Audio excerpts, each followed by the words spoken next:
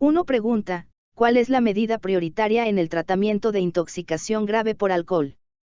Respuesta, valorar los signos vitales y tratar la depresión respiratoria, las arritmias o la inestabilidad de la presión arterial.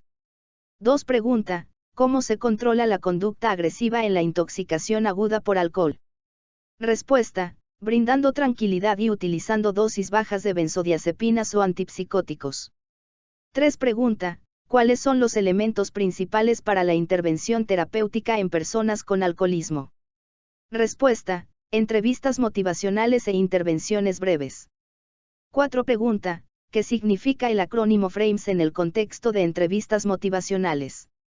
Respuesta, retroalimentación, responsabilidad asumida por el paciente, consejo, menús de opciones, comprensión, y autoeficacia.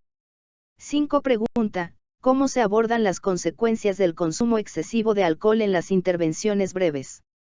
Respuesta, se enfocan en las consecuencias, métodos para suspender la bebida y evitar situaciones de riesgo. 6 pregunta, ¿cuáles son los síntomas de abstinencia de alcohol y cuándo suelen manifestarse? Respuesta, temblores, agitación, ansiedad, hiperactividad autónoma. Suelen aparecer después de 5 a 10 horas de disminuir la ingesta de alcohol. 7 pregunta, ¿cuál es el riesgo de convulsiones por abstinencia y alucinosis alcohólica? Respuesta, alrededor del 2%. Aumenta con problemas médicos concomitantes, mal uso de drogas adicionales e ingestión de mayores cantidades de alcohol. 8 pregunta, ¿cómo se reducen los riesgos de convulsiones y alucinosis alcohólica durante la abstinencia? Respuesta, identificando y tratando trastornos médicos subyacentes en las primeras etapas de la abstinencia. 9 pregunta, ¿cuál es el primer paso en el tratamiento de la abstinencia de alcohol? Respuesta, exploración física minuciosa en busca de signos de insuficiencia hepática, hemorragia, arritmias y desequilibrios electrolíticos. 10 pregunta, ¿cuál es la clase farmacológica preferida para el tratamiento de la abstinencia de alcohol? Respuesta, benzodiazepinas, preferiblemente de semivida prolongada como el clordiazepóxido. 11 pregunta, ¿cuál es la duración típica del tratamiento con benzodiazepinas para la abstinencia de alcohol? Respuesta, dosificación decreciente durante 3 a 5 días, con dosis de 25 a 50 mg de clordiazepóxido o 10 mg de diazepam. 12 pregunta, ¿qué medidas se deben tomar durante la rehabilitación alcohólica para optimizar la motivación hacia la abstinencia? Respuesta, educación sobre alcoholismo, instrucciones sobre trastornos por consumo y participación en terapia cognitiva conductual y grupos de autoayuda. 13 pregunta, ¿cuál es un paso clave para prevenir recaídas en la rehabilitación alcohólica? Respuesta, identificar situaciones de riesgo, desarrollar estrategias para enfrentarlas y planificar maneras de evitar reanudar la bebida. 14 pregunta, ¿cuáles son algunos fármacos utilizados para prevenir recaídas durante los primeros 6 a 12 meses del restablecimiento? Respuesta, naltrexona, acamprosato y disulfiram. 15 pregunta, ¿cómo actúa la naltrexona en la prevención de recaídas? Respuesta, bloquea los receptores de opiáceos, disminuyendo la actividad del sistema de recompensa y reduciendo la sensación de placer asociada al alcohol. 16 pregunta, ¿cuál es el objetivo principal de las entrevistas motivacionales? Respuesta, ayudar al paciente a reflexionar sobre los beneficios y riesgos de su consumo de alcohol y fomentar la responsabilidad y cambios necesarios. 17 pregunta, ¿cómo se abordan las consecuencias del consumo excesivo de alcohol en las intervenciones breves? Respuesta, se centran en las consecuencias, métodos para suspender la bebida y evitar situaciones de riesgo. 18 pregunta, ¿cuál es el síndrome de abstinencia prolongado y cuánto tiempo puede persistir? Respuesta, son síntomas leves que pueden persistir durante 4 a 6 meses después de la abstinencia intensiva. 19 pregunta, ¿qué fármacos se utilizan para tratar el síndrome de abstinencia de alcohol y por qué? Respuesta, principalmente benzodiazepinas, debido a su margen de seguridad y costo.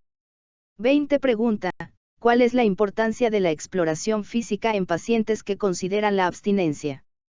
Respuesta, identificar trastornos médicos subyacentes que pueden contribuir a la abstinencia y buscar signos de insuficiencia hepática, hemorragias, arritmias y desequilibrios electrolíticos.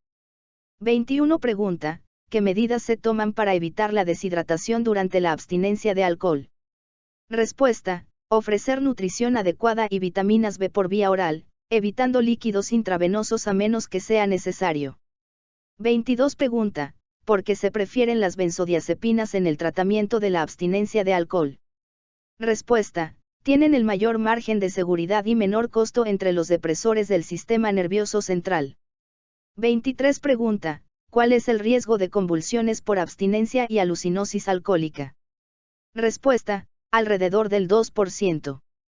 Aumenta con problemas médicos concomitantes, mal uso de drogas adicionales e ingestión de mayores cantidades de alcohol. 24 pregunta, ¿cuándo comienzan y cuándo alcanzan su máximo los síntomas de abstinencia de alcohol? Respuesta, comienzan después de 5 a 10 horas de la última bebida y alcanzan su máxima intensidad a los 2 a 3 días. 25 pregunta, ¿cómo se abordan los trastornos del sueño durante la rehabilitación alcohólica? Respuesta, se enfatiza la higiene del sueño y se desaconseja el uso de fármacos depresores del sueño. 26 pregunta, ¿por qué se desaconseja el uso de somníferos para tratar el insomnio en la abstinencia de alcohol? Respuesta, pueden generar insomnio de rebote y aumentar la probabilidad de mal uso. 27 pregunta, ¿cuándo se puede considerar el uso esporádico de somníferos de venta sin receta? Respuesta, en casos de insomnio persistente después de varias semanas o meses, con precaución. 28 pregunta, ¿cómo se puede tratar la ansiedad durante la rehabilitación alcohólica? Respuesta, comprendiendo la naturaleza temporal de los síntomas y utilizando estrategias de psicoterapia cognitiva. 29 pregunta, ¿cuál es la participación del médico en el tratamiento de trastornos por consumo de alcohol? Respuesta, identificar, diagnosticar y tratar trastornos médicos relacionados. Vigilar la desintoxicación y remitir a programas de rehabilitación. Proporcionar asesoría y, si es necesario, seleccionar fármacos. 30 pregunta, ¿cómo actúa la naltrexona en la prevención de recaídas?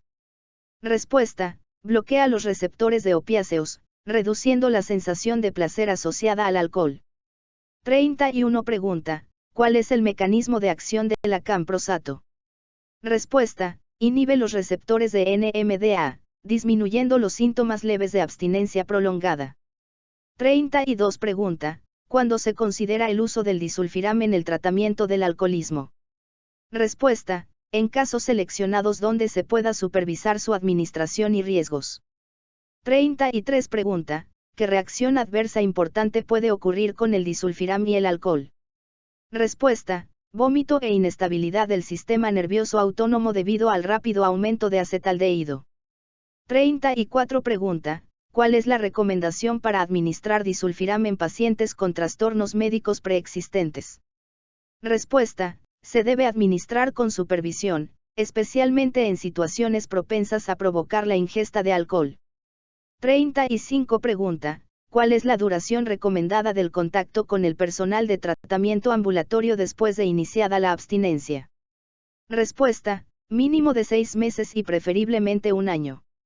36 pregunta, ¿en qué se centra la asesoría durante el tratamiento ambulatorio?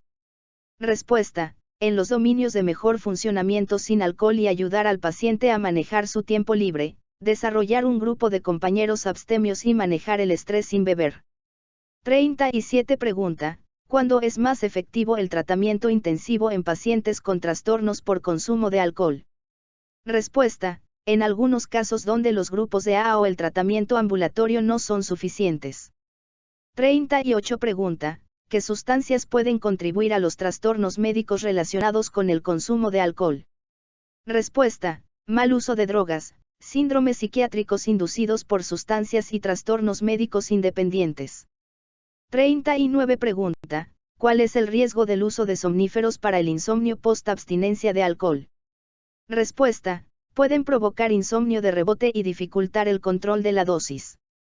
40 pregunta, ¿cuándo se puede considerar el uso de antidepresivos sedantes para el insomnio post-abstinencia? Respuesta, no se recomienda debido a su interferencia con el funcionamiento cognitivo y alteración de la estructura del sueño. 41 pregunta, ¿Cuál es el objetivo de los grupos de autoayuda como Alcohólicos Anónimos? A. Respuesta: ayudar a desarrollar un grupo de pares sobrios y aprender a enfrentar el estrés de la vida en sobriedad. 42 pregunta: ¿cuándo se utilizan somníferos de venta sin receta para el insomnio post-abstinencia? Respuesta: se pueden considerar en casos de insomnio persistente después de varias semanas o meses. 43 pregunta: ¿cuál es el peligro de mal uso de somníferos en el tratamiento del insomnio post-abstinencia? Respuesta: aumenta la probabilidad de mal uso y puede provocar insomnio de rebote. 44 pregunta: ¿qué componentes abordan las intervenciones terapéuticas en personas con alcoholismo? Respuesta: terapia cognitiva conductual para reconocer la necesidad de cambio y modificar conductas. Además, educación en torno al alcoholismo. 45 pregunta: ¿cuál es el riesgo asociado con el uso de disulfiram en pacientes con cardiopatía, apoplejía, diabetes o hipertensión? Respuesta: puede causar reacciones peligrosas, como vómito e inestabilidad del sistema nervioso autónomo. 46 pregunta: ¿qué fármacos se encuentran actualmente en fase de investigación para el tratamiento del alcoholismo? Respuesta: nalmefeno, vareniclina, ondansetron, prazosina, baclofeno, topiramato y antagonistas de receptor de cannabinol. 47 pregunta: ¿cuál es el enfoque de la farmacoterapia en los primeros 6 a 12 meses del restablecimiento? Respuesta: naltrexona y acamprosato para abreviar las recaídas, y disulfiram en casos selectos. 48 pregunta: ¿cuáles son los riesgos potenciales asociados con el uso de disulfiram?